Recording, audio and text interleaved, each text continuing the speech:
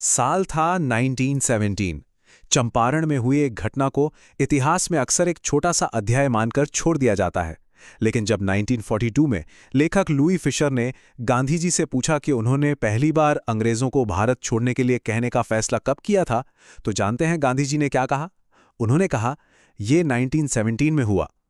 उनके मुताबिक चंपारण की घटना कोई आम आंदोलन नहीं, बल्कि उनके जीवन का और भारत की आज़ादी की लड़ाई का एक निर्णायक मोड़ था। ये कहानी सिर्फ नील की खेती के बारे में नहीं है, ये उस चिंगारी की कहानी है जिसने पूरे देश में आज़ादी की आग जलाई। यही सवाल इस पूरी कहानी के केंद्र में है। ये कहानी एक ऐसे साधारण इंसान की है जिसने एक असाधारण आंदोलन को जन्म दिया। एक ऐसा आंदोलन जिसने ये साबित कर दिया कि असली ताकत तोपों या बंदूकों में नहीं, बल्कि लोगों के डर से आज़ाद हो जाने में है। तो चलिए इस पूरी कहानी को परत दर परत समझते हैं। इस कहानी की शुरुआत होती है एक नाम से, राजकुमार शुक्ल। चंपारण का एक गरीब, दुबला पतला, अनपढ़ बटाईदार किसान।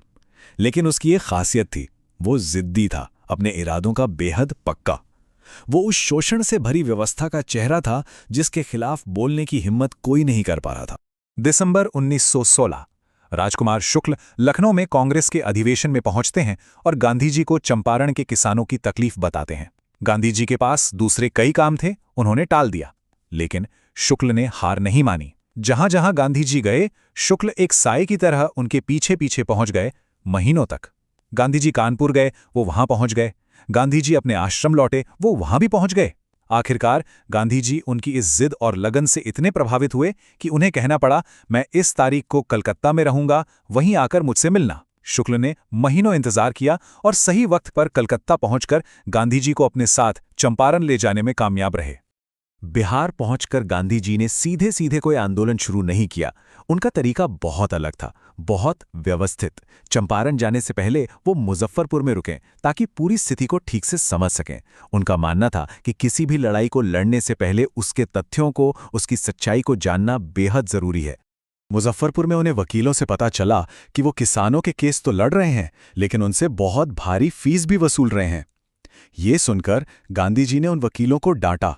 उनका मानना था कि इन डरे सहमे किसानों के लिए कानूनी जीत से ज्यादा जरूरी है उनके अंदर से डर को निकालना, क्योंकि असली अदालत लोगों के दिल में होती है और असली आज़ादी डर से आज़ादी होती है।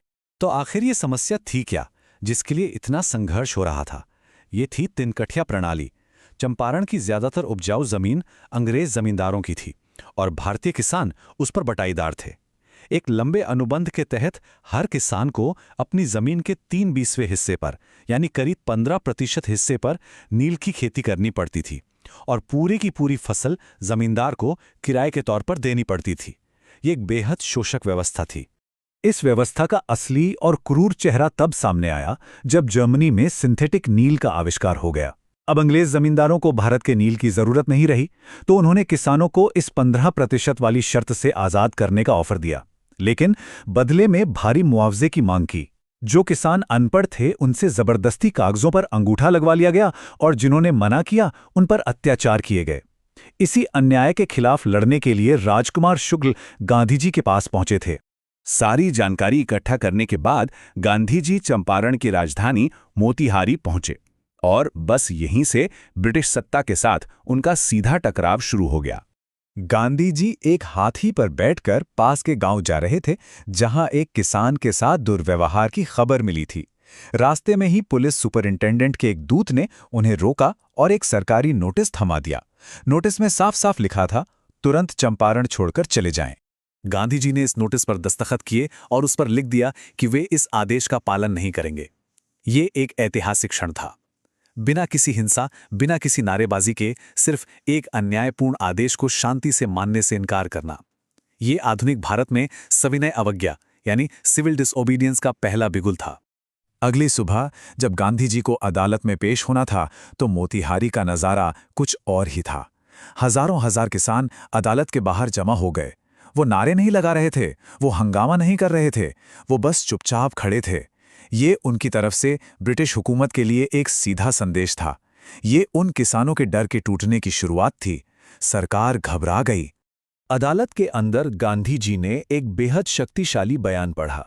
उन्होंने कहा कि वो कानून तोड़ने वाले के तौर पर एक बुरा उदाहरण पेश नहीं करना चाहते, लेकिन वो यहाँ इंसानियत की सेवा करने आए हैं और इसके लिए वो सरकार के आदेश को नहीं बल्कि अपनी अंतर आत्मा के आदेश को मानेंगे, जो कि किसी भी सरकारी कानून से ऊपर है। जज के पास कोई जवाब नहीं था। बाहर बेकाबू भीड़ थी। कुछ दिनों के अंदर ही लेफ्टिनेंट गवर्नर ने आदेश दिया कि गांधी जी के खिलाफ केस वापस ले लिया जाए। बिना एक भी लाठी चलाए, बिना एक भी पत्थर फेंके सविनय अवज्ञा की ये पहली शानदार जीत थी। केस जीतना तो बस शुरुआत थी। अब गांधी जी और उनकी टीम ने असली काम शुरू किया। उन्होंने करीब 10,000 किसानों के बयान दर्ज किए, जमींदारों के खिलाफ सबूतों का एक पहाड़ खड़ा कर दिया। आखिरकार सरकार को झुकना पड़ा और एक आधिकारिक जांच आयोग बनाना पड़ा। जांच में जमींदारों की गलती साबित हो गई। अब सवाल था कि किसानों से जो पैसा अवैध रूप से वसूला गया था, उसका कितना हिस्सा वापस किया जाएगा। गांधी जी ने 50% की मांग रखी। जमींदारों के वकीलों ने सोचा कि गांधी जी तो पूरी रकम मांगेंगे ही नहीं, इसलिए उन्होंने अकड़ में सिर्फ 25% वापस करने का प्रस्ताव रखा, ये सोचकर कि गांधी जी मना कर देंगे। लेकिन सबको हैरान करते हुए गांधी जी तुरंत 25% पर मान गए। यहां सबसे बड़ा सवाल उठता है, क्यों? गांधी जी ने समझाया कि पैसे की मात्रा महत्वपूर्ण नहीं है, महत्वपूर्ण यह है कि जमींदार पैसा लौटाने के लिए मजबूर हुए, उन्हें झुकना पड़ा। सोचकर देखिए, जमींदारों के लिए पैसा लौटाने का मतलब था अपनी इज्जत, अपनी प्रतिष्ठा का समर्पण करना। ये उनकी हार थी। और किसानों के लिए ये एक बहुत बड़ा सबक था। उन्हें पहली बार ये एहसास हुआ कि उनके भी अधिकार हैं और कोई है जो उन अधिकारों के लिए लड़ सकता है।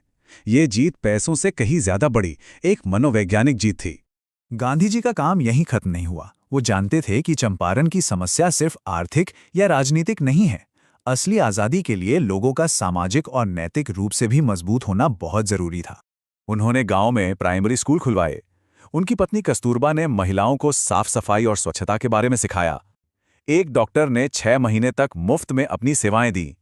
गांधी जी का मानना था कि राजनीतिक आज़ादी तब तक अधूरी है जब तक लोग अपनी रोजमर्रा की जिंदगी को बेहतर बनाने के लिए खुद सशक्त ना हों। इसी दौरान एक बहुत ही दिलचस्प घटना हुई। C.F. एंड्रयूज नाम के एक अंग्रेज गांधी जी के पक्के अनुयायी थे। वो चंपारण में रुककर इस आंदोलन में मदद करना चाहते थे। बाकी वकील ये सोचकर बहुत खुश थे कि एक अंग्रेज हमारी तरफ है तो हमारा पक्ष मजबूत होगा, लेकिन गांधी जी ने इसका सख्त विरोध किया। उन्होंने कहा, ये लड़ाई इंसाफ की है और इसे जीतने के लिए हमें खुद पर भरोसा करना होगा। किसी अंग्रेज का सहारा लेना हमारे दिलों की कमजोरी को दिखाता है। ये स्वावलंबन यानी सेल्फ रिलायंस का सबसे बड़ा और जरूरी सबक था। तो संक्षेप में कहें तो चंपारण सिर्फ एक आंदोलन नहीं था, ये एक प्रयोगशाला थी। यहीं पर उन सिद्धांतों को आजमाया गया जो आगे चलकर भारत की आज़ादी की लड़ाई की नींव बने। निर्भयता यानी डर से मुक्ति, स्वावलंबन यानी आत्मनिर्भरता, सत्याग्रह यानी सत्य के लिए अहिंसक तरीके से लड़ना, और सामाजिक सुधार यानी एक बेहतर समाज का निर्माण। और अंत में चंपारण हमें इसी एक सवाल पर सोचने के लिए मजबूर करता है। गांधी जी ने यह साबित किया कि असली गुलामी जंजीरों की नहीं होती, असली गुलामी डर की होती है। और जिस दिन एक आम इंसान इस डर से आज़ाद हो जाता है, सही मायनों में उसी दिन सच्ची स्वतंत्रता की शुरुआत होती है।